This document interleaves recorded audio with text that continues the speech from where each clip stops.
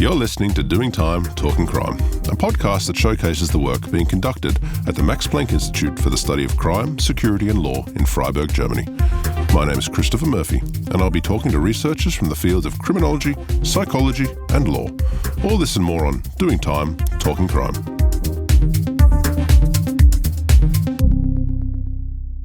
Welcome back to Doing Time, Talking Crime.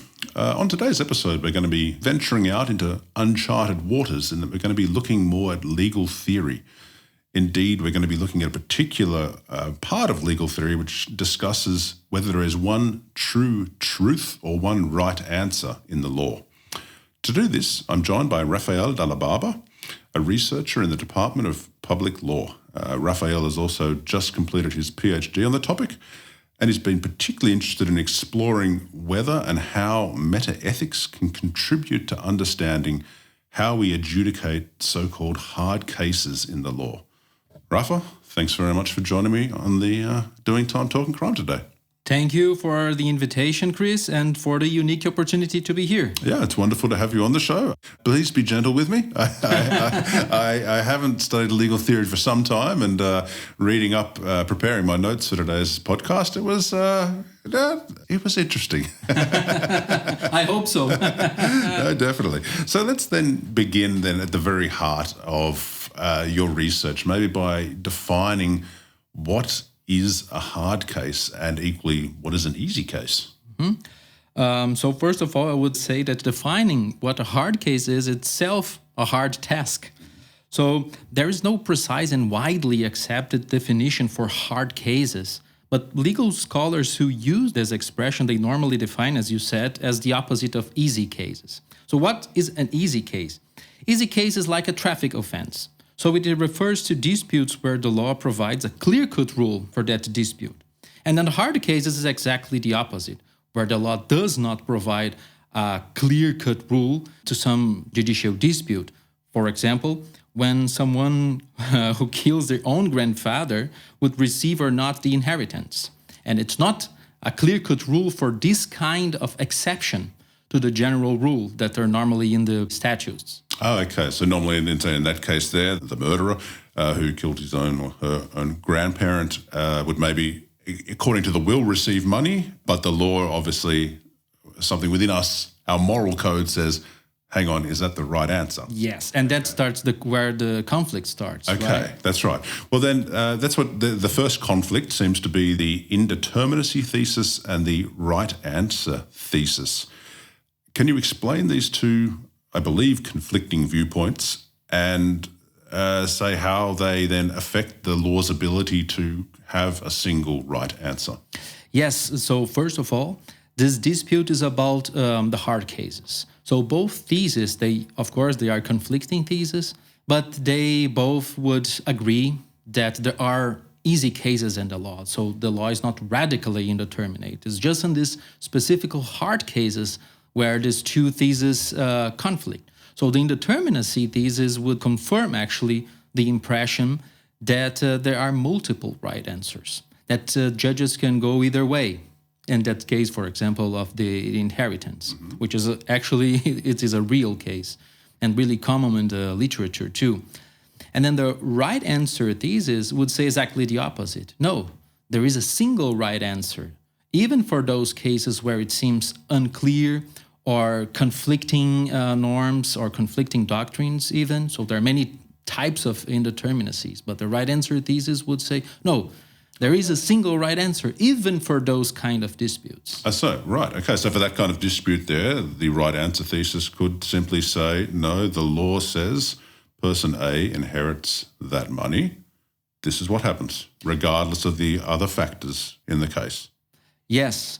But normally, one of the authors that defend the right answer thesis says the opposite, that the right answer thesis is the one that actually uses the principle that nobody should profit from their own fraud. So the right answer thesis doesn't necessarily mean we have to follow the law in the books. Rather, we can also look outside, but there is, to this legal hard case, one true answer. Yes, okay. And that's the connection with morality, actually. And that was actually what the court in this case did.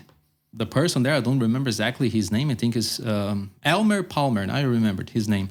He didn't inherit because he killed his own grandfather in order to receive the money at the end of the day. And the court say, well, there's a clear-cut rule saying this, but there's also a general principle of law that says that people should not profit from their own fraud. And that's exactly what you did. Absolutely. So, yes. And then probably the main legal scholar who defends the right answer thesis would use this as clear evidence, not only that judges do resort to moral principles in legal adjudication, but that the single right answer is the one who best fits with principles of political morality. Okay, right. So actually, even though we are talking legal theory, this stuff is very practical. The courts are confronted with these hard cases on a more regular basis than I might have assumed, at least. Yes. Although people in general assume that hard cases is 1% or 2% of the whole disputes that are adjudicated in our legal systems. But ironically, they are the most interesting ones. As another legal scholar said, that they are the diary diet of law schools. Because the easy cases, well, we find the answers in the in the case books. Sure. But are the hard cases that really call our attention. Yeah, okay. And that's where these two theses conflict. Okay. Because and so there was the indeterminacy and the right answer thesis. Yeah. Mm-hmm. Exactly. Okay. Exactly. So then, based upon what you've said, then the right answer thesis rests then also on the idea of moral objectivity, that even though law says this, if we take a morally objective view, we will arrive at the right answer. We've talked about morals then, so I want to bring in this metaethics, which is a term I really didn't know before. Ethics, obviously, yes, but metaethics. Can you tell us exactly what metaethics involves and how it can inform our understanding of this concept when dealing with hard cases? Yeah, sure.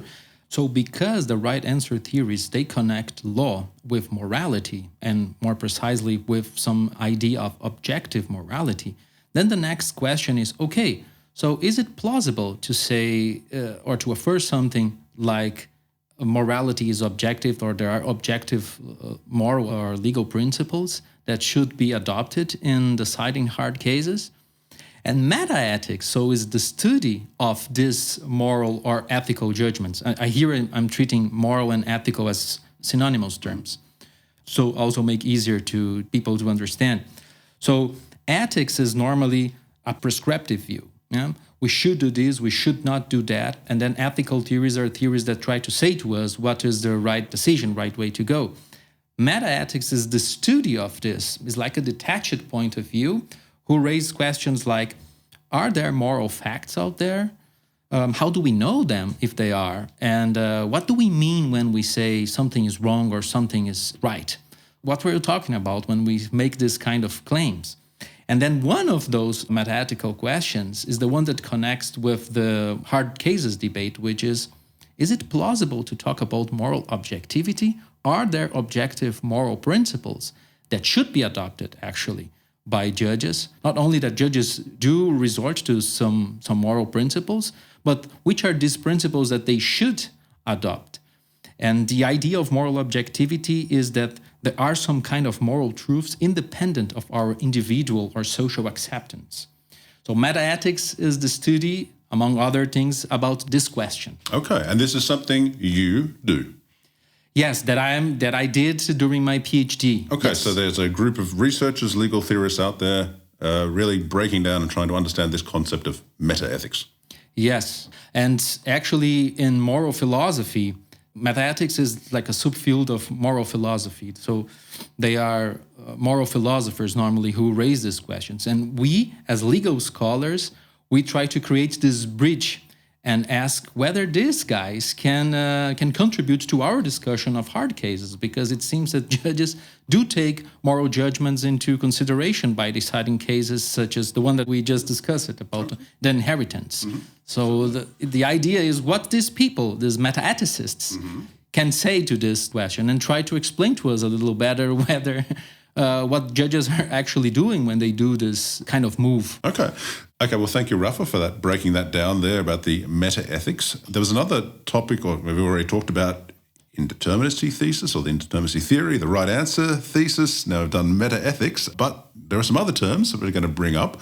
today. And the next two have to do with moral non-objectivism and moral objectivism. Again, can you simplify the key differences between these two schools of thought and maybe explain to me and our listeners how they also fit into this whole overall discussion about the right answer thesis?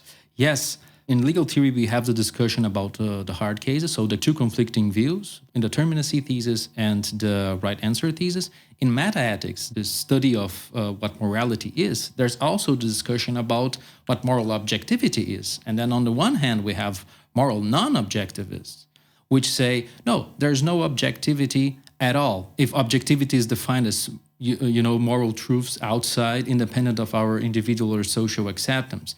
There are many metaethicists who are the non-objectivists would say, no, those kind of truths, they're not there, right? And actually, so there are many different non-objective accounts, but they'll all deny these statements.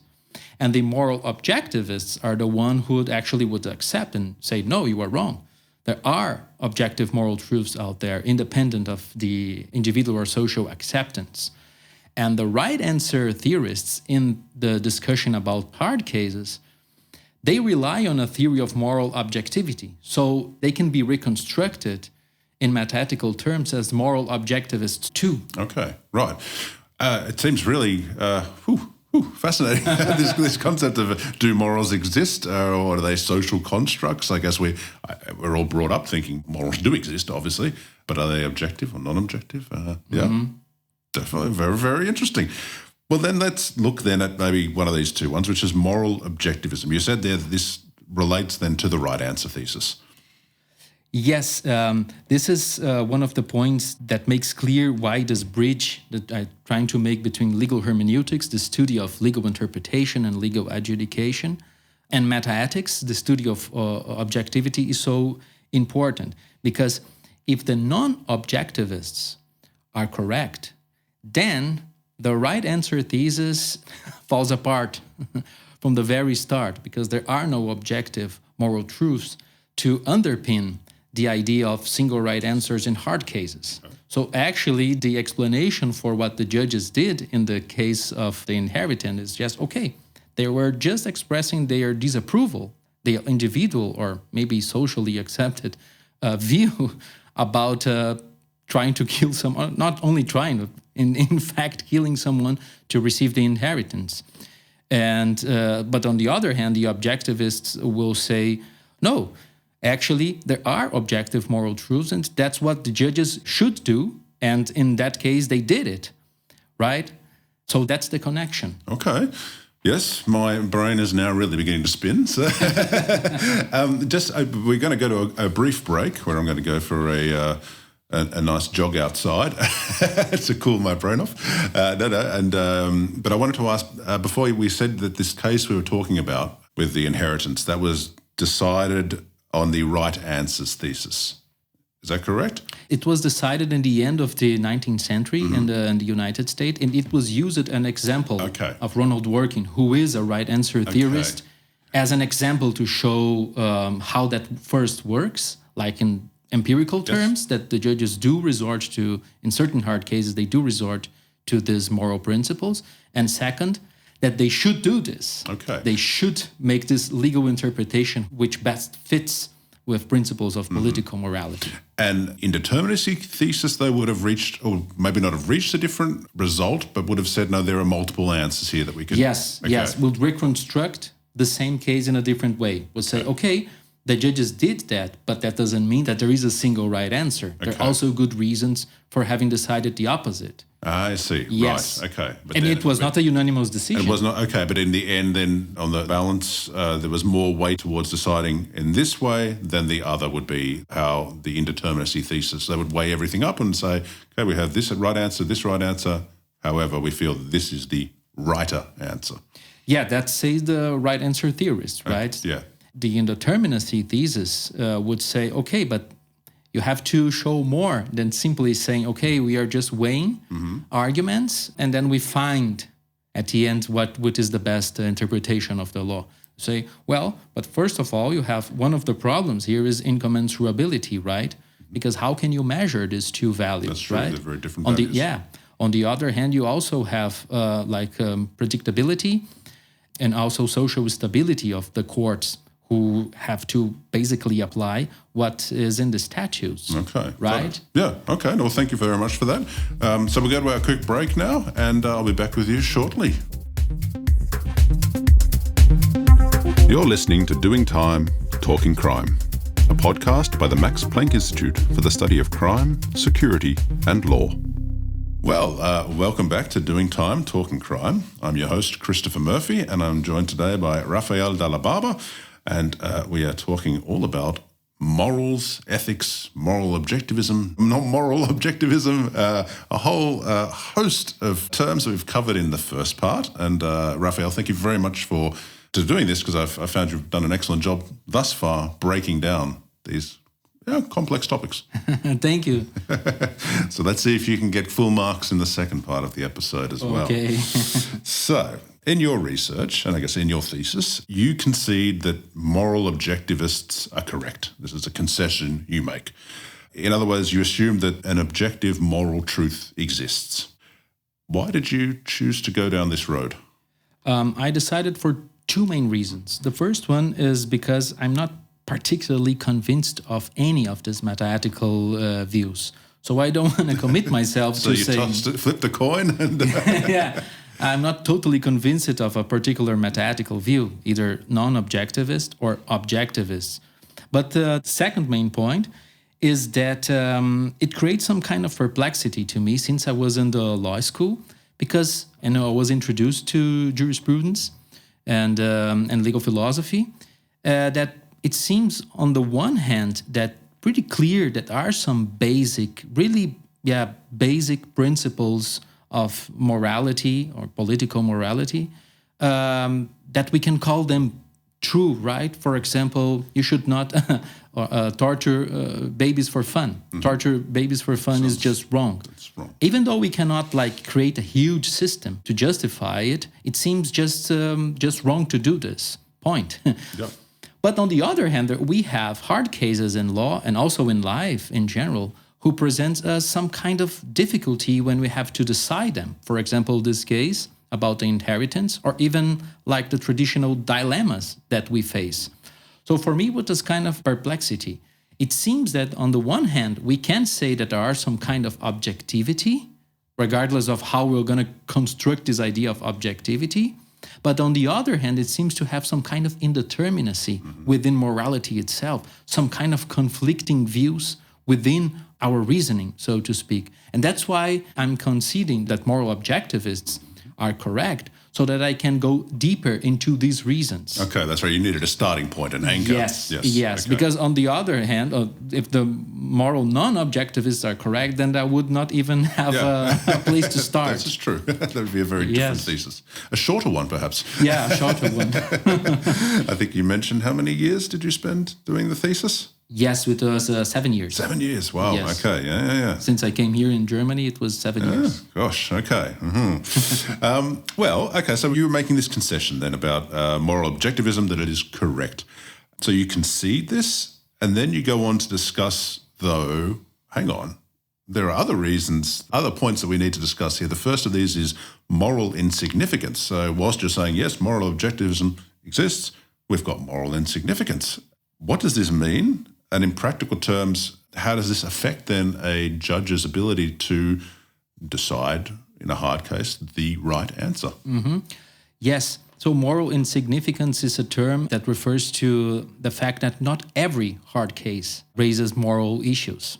So we have also hard cases in law where are no moral dimension there. That can be because, for example, there are only purely empirical problems. For example, a jury instruction is unclear. And then, even though it can be a case about death penalty, which is a really morally and politically important issue, what is at stake is whether it was clear to the jurors what the jury instruction was saying. And then morality cannot say anything about this. Right. Mm-hmm. And we'll still have the indeterminacy there. So moral insignificance is a term that I not created, but I use it to refer to these cases where, okay, even if there are objective moral truths, they wouldn't help us and to solve this kind of problems. Okay, right. And we're saying that of these 1-2% of hard cases, even less of those have to do with moral decisions. Exactly. Okay. Yeah. Exactly. Okay, so that's why you're saying that, right, that's the moral insignificance. And so the reality is that judges will rarely be required to rely on moral questions. Yeah, and morality wouldn't give them an answer. If you look it through the lens of morality, we will just have to say that it's morally permitted to do either or, because it's not a moral That's right. problem. That's not a moral like problem. walking on the street. Should I go to the right or the left side? For morality, that's insignificant. It's irrelevant. Okay. But we have this kind of problems in the law. Yes, understood.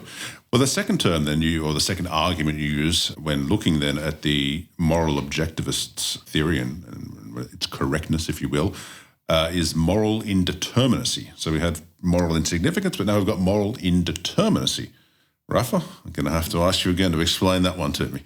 Yes, so moral indeterminacy is the counterpart of legal indeterminacy. So legal indeterminacy is when the law provides multiple right answers. Moral indeterminacy, when morality provides multiple right answers, by virtue of two main phenomena.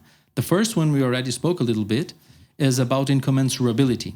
So the lack of a common measure to compare two values. For example, freedom of speech and national security. That's really common, for example, in constitutional law, for example. If we're facing like with extremely clear cases where there are a huge disproportion between one and another, our intuition would say, okay, it seems clear somehow that there is a huge disproportion between the state measure and the liberty affected, the right affected. But normally, that discrepancy, it's not so clear.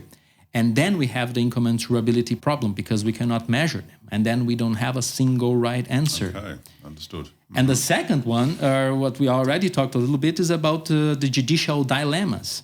When we have like conflicting interpretations or conflicting values, and we necessarily, unavoidably would have to sacrifice one of them. Okay. For example, right to abortion, for example, euthanasia. Cases like extremely complicated cases, because no matter what judges will decide, some value will have to be sacrificed. So, but basically you're damned if you do and you're damned if you don't, by the sound of it. It's very... Exactly. And at the same time, we can say that torture babies for fun is wrong. That's true. Objectively wrong. So that's the perplexity, right? Yeah, that's right, exactly. Well, you've written about this, and we've talked now about how this can be used maybe in practice in hard cases. But what does this then, do you think, mean? Because I think the law is very much built and defined around the idea of a legal truth or a single answer. If you take your problem to the court, then the answer that will come out is the correct answer. It's the right answer. Of course, you can challenge it again in an appeal, but that's the idea upon how legal system works. What do all these theories that we've discussed today, how does that affect the search for definitive truth in the law? I think that the main point is that the existence of objective truths in law or in morality, if they exist, is not sufficient to resolve hard cases. So on the one hand, we can say, okay, but the hard cases, they are so few, right? They don't affect the overall functioning of courts and the legal systems. And we can basically deal with them. It's like dealing with the fact that we're going to die. Yes, we're going to die, but we live it anyway. So I think that generally is a really pragmatic move to say, okay, there are hard cases, but they are so few that they don't generally affect the entire legal system. We deal with them when we come to them, but we don't need a theory on how to deal with them as a whole. Yeah. Okay, a case-by-case basis. But on the other hand, we judges indeed face a hard case and they have to deal with incommensurability or dilemmas. I think that we cannot expect that they come to a single right answer, right?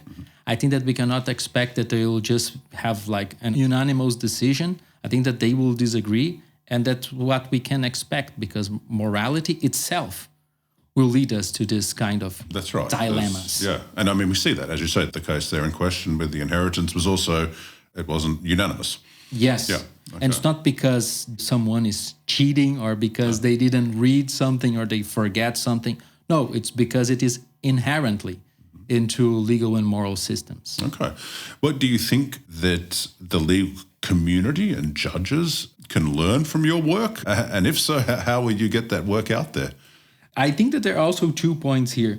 The first one is that I hope that the legal community will pay more attention into legal indeterminacy, into this concept. Because from the way legal scholars and research talk and think normally, it seems to me that they implicitly adopt the notion that the law is a coherent and unified network of beliefs so that single right answers will always come up out there. That's certainly, but I guess was my understanding of things as well. I have to admit, until I had this podcast. Now you've opened my eyes. But then the main point is now the burden is with the right answer theorists, right? They will have to come up to some argument saying, okay, we can fix that. We can find a solution for incommensurability problems, and we can find some way to deny the existence of dilemmas. I don't think that they can. I don't think that they can do this. And so the second point is that I hope that the work will kind of strengthen the interdisciplinary bridge between legal scholars and moral philosophers, especially people who are interested in legal hermeneutics, which is the study of legal interpretation, and metaethics, which is the study of ethics and moral objectivity, in order to maybe not resolve these problems, but find another pragmatic solutions to them. To agree to disagree. Yes, to agree to disagree. And yes, is like accepting death, right? Yeah, okay. This is my final question for you. You're from Brazil. I'm from Australia. We're in Germany. How does it work? I mean, they're different legal systems. They're obviously all similar legal systems in some ways. But how do philosophers from these, or legal theorists from these various countries, do you find you also think differently? I mean, you've obviously had a chance here to talk to a lot of scholars and made friends here during the time you were here. Is there a difference, just as we have different legal systems, is there also the difference in the way where someone's from and their upbringing, their background, their social, the way they've grown up and see the law? I never read like an Australian statute, for example, but I assume that all of us have hard cases, right, to deal with. Yeah. The Australian legal system, the German legal system, the Brazilian legal system. Of course, we have our specificities, but legal indeterminacy will show up somehow maybe in a different way. I'm sure there are some conflicts and in the linguistic indeterminacies, substantive indeterminacies and disagreements that are not only empirical problems, are like substantive issues related to incommensurability and dilemmas in all of those systems. Okay, and that's what makes the research in some way universal. Yeah, the universal research. Yes, that's right. Yeah. Exactly. Okay. Well, Rafa, I want to thank you so much for coming on to the show today. It was great having you here. It's a real pleasure. It's a pleasure for me. I learned a lot, and I wish you all the very best for the next step, which is heading back to Brazil in a couple of days' time, I believe. Yes, next Friday to be more precise. Okay, next Friday. All right. Well, thank you, Rafa. Then have a good flight home, and thank you so much again for coming on the show. Thank you again for the invitation. Thank you for listening to today's episode. If you'd like to listen to additional podcasts or learn more about our research, visit us at csl.mpg.de.